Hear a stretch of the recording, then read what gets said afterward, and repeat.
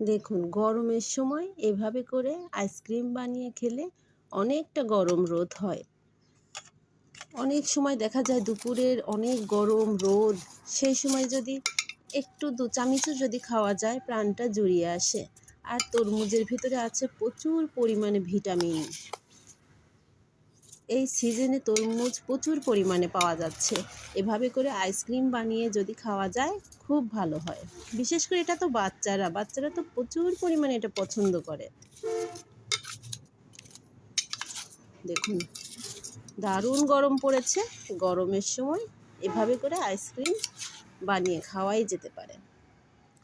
যারা তরমুজ একদমই পছন্দ করেন না, তারা যদি এভাবে করে একটু তরমুজের আইসক্রিম বানিয়ে খান, প্রাণটা একদম শীতল হয়ে যাবে।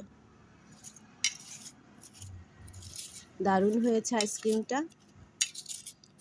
আমার ছোট বাচ্চারা তো ভীষণ পছন্দ করেছে। প্রচুর হেলদি, প্রচুর পানি আছে তরমুজের ভিতরে। গরমের সময় ঘামের কারণে অনেক পানি শরীর থেকে বের হয়ে যায়, তাই এই তরমুজের যদি এভাবে করে আইসক্রিমটা বানিয়ে খান শরীরের জন্য খুবই ভালো।